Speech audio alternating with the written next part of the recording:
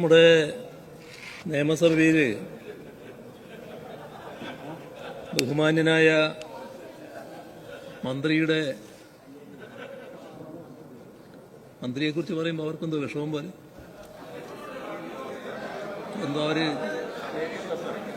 അവർക്കെന്തോ ഒരു വിഷമം പോലെ സംസാരിക്കട്ടെ. പ്രതിപക്ഷ നേതാവ് സംസാരിക്കട്ടെ, പ്ലീസ് പ്ലീസ്.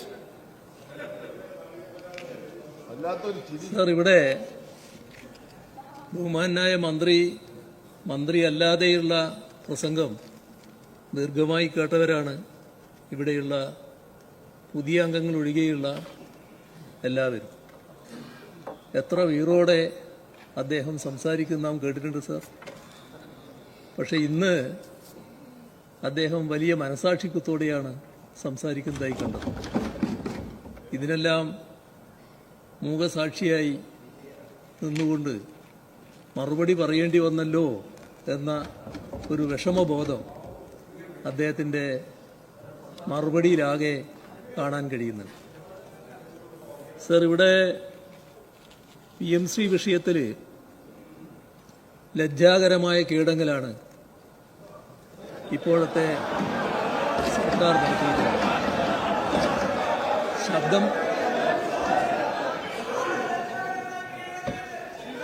സർ, ഞാൻ സംസാരിക്കാതിരിക്കുന്ന സമയം അപ്പുറം ബഹളം വരുമ്പോഴായിരിക്കും. അപ്പൊ അത് എന്റെ സമയത്തിൽ കൂട്ടാൻ പാടില്ല. ദയവായിട്ട് പ്രതിപക്ഷ നേതാവ് സംസാരിക്കട്ടെ. അങ്ങ് പ്രൊസീഡ് ചെയ്തോളൂ പ്ലീസ്.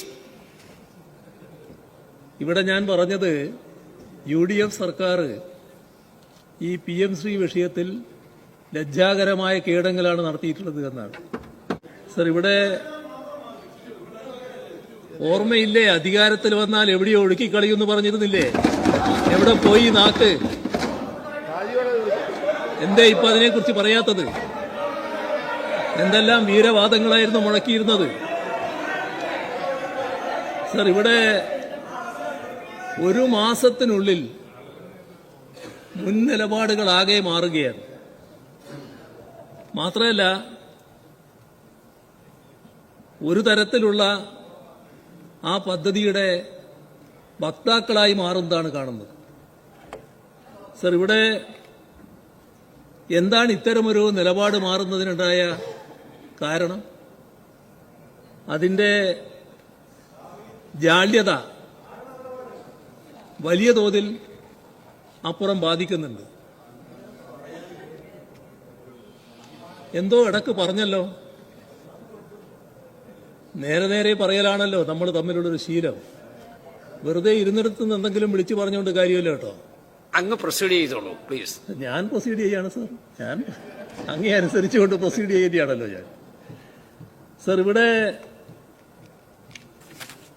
ബഹുമാനായ മന്ത്രി നല്ലതുപോലെ ശ്രമിച്ചത്, ഞങ്ങളിപ്പോൾ വിഷമത്തിലായത് മുൻ സർക്കാർ ഒരു ധാരണാപത്രം ഒപ്പിട്ടു, അതുകൊണ്ട് വേറെ യാതൊരു വഴിയുമില്ല, അതുമായി ബന്ധപ്പെട്ട് മുന്നോട്ട് പോക്ക് മാത്രമേ ഞങ്ങളുടെ മുന്നിൽ വഴിയുള്ളൂ. ഇതാണ് അദ്ദേഹം പറയാൻ ശ്രമിച്ചത്. സർ, ഈ പറയുന്ന ധാരണാപത്രം 2025 ഒക്ടോബർ മാസം മുതൽ 8 മാസം പിന്നിട്ടിരിക്കുന്നു ഒപ്പിട്ടിട്ട്. ഇതേവരെ നമ്മുടെ സംസ്ഥാനത്ത് ഈ പറയുന്ന പദ്ധതി നടപ്പായിട്ടില്ല. അതൊരു വസ്തുതയാണല്ലോ. ഇത് നടപ്പാക്കിയിട്ടില്ല എന്നത് കേന്ദ്ര സർക്കാരും സുപ്രീം കോടതിയിൽ വ്യക്തമാക്കിയ കാര്യമാണല്ലോ. കേരളത്തിലെ PMC നടപ്പാക്കപ്പെട്ടിരിക്കുന്നു എന്നല്ലല്ലോ പറഞ്ഞത്, നടപ്പാക്കിയിട്ടില്ല എന്ന് തന്നെയാണല്ലോ കേന്ദ്ര സർക്കാരും സുപ്രീം കോടതിയിൽ വ്യക്തമാക്കിയത്. സർ, ഇവിടെ 2026 മെയ് 8 കേന്ദ്ര വിദ്യാഭ്യാസ വകുപ്പ് സെക്രട്ടറി അയച്ച കത്ത് അദ്ദേഹം പരാമർശിക്കുകയുണ്ടായി. സർ, അതിൽ ഈ പദ്ധതി നടപ്പിലാക്കാൻ അടിയന്തര നടപടി സ്വീകരിക്കണമെന്നാണല്ലോ ആവശ്യപ്പെടുന്നത്. അതിൻ്റെ ഒരു അഭ്യർത്ഥനയാണല്ലോ, ആ റിക്വസ്റ്റ് ആണല്ലോ അവർ മുന്നോട്ട് വെക്കുന്നത്. നടപ്പാക്കിയെങ്കിൽ അത്തരമൊരു കത്തയക്കേണ്ട കാര്യമുണ്ടോ? സർ, ഇവിടെ PM-ശ്രീ പദ്ധതി ഇവിടെ നടപ്പിലാവണമെങ്കിൽ ഇപ്പോൾ അധികാരത്തിലുള്ള സർക്കാർ ബോധപൂർവമായ അതിനനുകൂലമായ തീരുമാനമെടുക്കണം. എങ്കിൽ മാത്രമേ PM-ശ്രീ ഇവിടെ നടപ്പാക്കാൻ പറ്റൂ. ഇതാണ് സാഹചര്യം.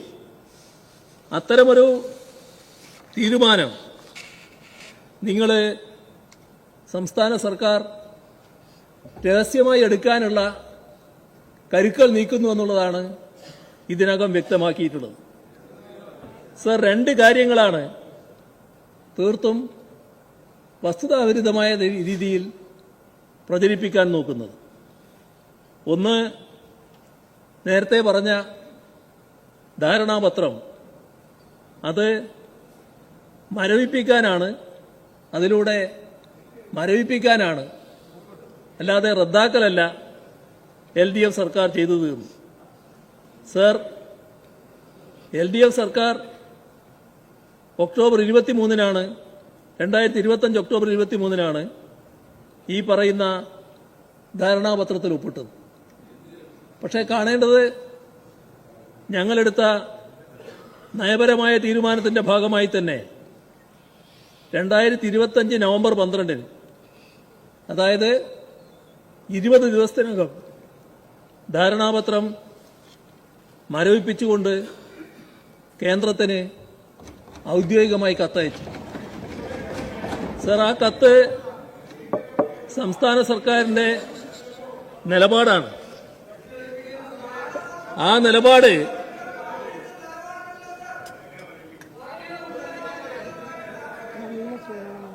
സർ ഇവിടെ മരവിച്ചല്ലോ, ഒരു കാര്യത്തിലും പിന്നീട് മുന്നോട്ട് പോയില്ലാലോ.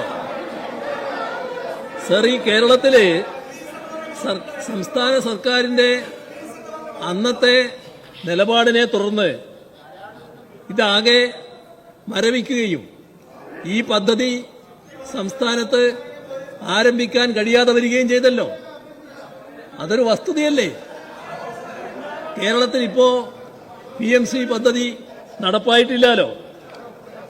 മറ്റൊന്ന്, സർ, ഇവിടെ വല്ലാതെ വാദിക്കുന്നൊരു കാര്യം, ഒപ്പിട്ട ധാരണാപത്രം പിന്നെ അതിൽ നിന്ന് പിന്മാറാൻ അവകാശമില്ല എന്നാണ്. സർ, ധാരണാപത്രം ഒപ്പിട്ടു എന്നുള്ളത് കൊണ്ട് മാത്രം പദ്ധതി നടപ്പാകില്ല. പദ്ധതി നടപ്പാക്കണമെങ്കിൽ ധാരണാപത്രത്തിന്റെ അടിസ്ഥാനത്തിൽ ചെയ്യേണ്ട കുറെ കാര്യങ്ങളുണ്ട്. സംസ്ഥാന തലത്തിലും ജില്ലാ തലത്തിലും മോണിറ്ററിംഗ് കമ്മിറ്റികൾ രൂപീകരിക്കണം. മാത്രമല്ല, പദ്ധതി നടപ്പിലാക്കുന്ന സ്കൂളുകളുടെ വിശദാംശങ്ങൾ കേന്ദ്ര സർക്കാരിനെ പോർട്ടലിലൂടെ അറിയിക്കണം. ഇത് 28/10/25 തന്നെ സംസ്ഥാന സർക്കാർ ഇത് സംബന്ധിച്ച ഓൺലൈൻ പോർട്ടലിന്റെ പ്രവർത്തനവുമായി മുന്നോട്ട് പോകുന്നില്ല എന്നറിയിച്ചിട്ടുണ്ട്. സർ, അതോടൊപ്പം തന്നെ ധാരണാപത്രം ഒപ്പിട്ടതിന് ശേഷം കേരളത്തിലെ ഒരു തലത്തിലുള്ള മോണിറ്ററിംഗ് കമ്മിറ്റികളും രൂപീകരിച്ചിട്ടുമില്ല. ഒരു കാര്യവും നടന്നിട്ടില്ല. സർ, അതേപോലെ തന്നെ ഓരോ ബ്ലോക്കിലും 2 സ്കൂൾ വീതമാണ് PM-ശ്രീ സ്കൂളായി ഉയർത്തേണ്ടത്. അങ്ങനെ ഒരു ലിസ്റ്റും കേരളത്തിൽ ഇതേവരെ ഉണ്ടാക്കിയിട്ടില്ല. സ്കൂളുകളുടെ ലിസ്റ്റ് കൈമാറിയിട്ടുമില്ല. സർ, പദ്ധതി നടപ്പാക്കുന്നതിന് സംസ്ഥാനം 40% ഫണ്ട് വകയിരുത്തണം. ഇതും നടന്നിട്ടില്ല. സർ, ഇടയ്ക്ക് ഒരു കാര്യം ഞാൻ ഓർമ്മിപ്പിച്ചോട്ടെ. നടന്നിട്ടില്ല. BSCയുടെ ഇന്നലെ ഉണ്ടായ തീരുമാനത്തിന്റെ അടിസ്ഥാനത്തിൽ ഒരു ചെറിയ അണ്ടർസ്റ്റാൻഡിങ് അടിസ്ഥാനത്തിലാണ് സർ. വിഷയം വരുമ്പോ വിഷയത്തിന്റെ കാര്യങ്ങൾ അവതരിപ്പിക്കാൻ പറ്റണ്ടേ? 10 മിനിറ്റാണ് അല്ല, പറഞ്ഞിട്ടുള്ളത്. അതുകൂടി അങ്ങ് മനസ്സിൽ വെച്ചോണ്ടോ? വിഷയം അത്രയും പ്രധാനമാണല്ലോ. അപ്പോൾ വിഷയത്തിൽ ഒരു വ്യക്തത വരണ്ടേ? അതേ വേണ്ടൂ. ഇതില്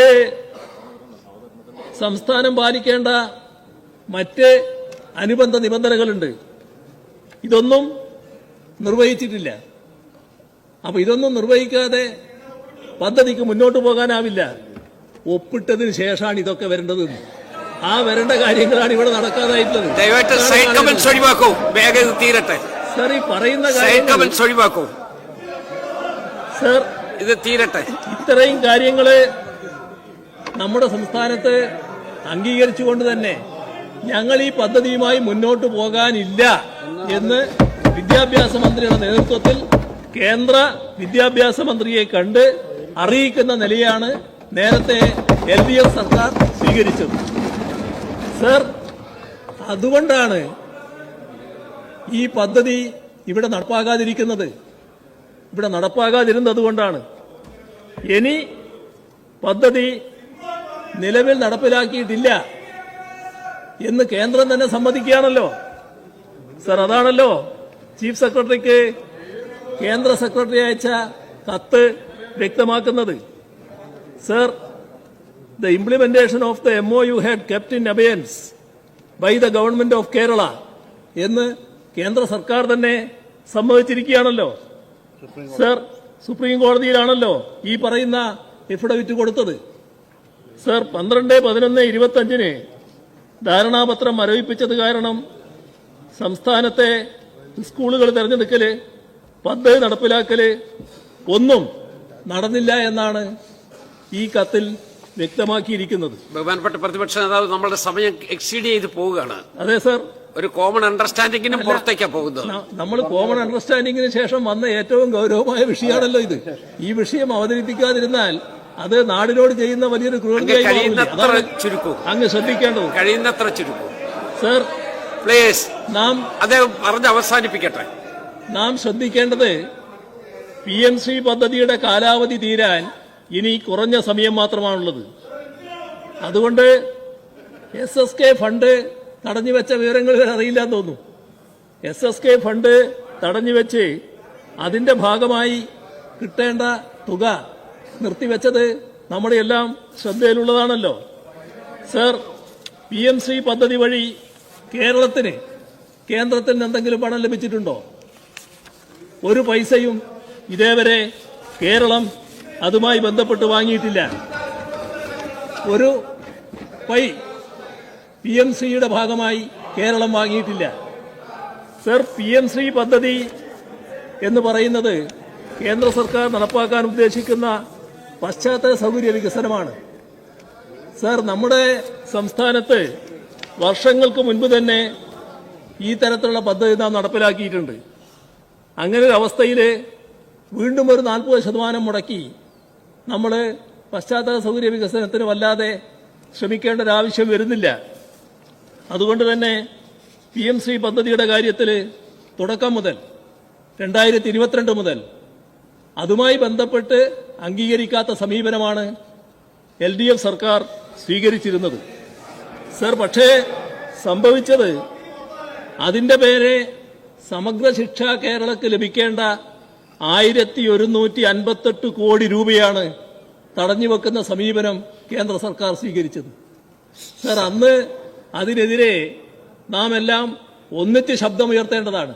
പക്ഷേ മറ്റ് കാരണങ്ങളാൽ അതുമായി ഒന്നിച്ചു നിൽക്കാൻ അന്നത്തെ പ്രതിപക്ഷം തയ്യാറായില്ല എന്നത് അങ്ങേക്കും അറിയാവുന്ന കാര്യമാണ്.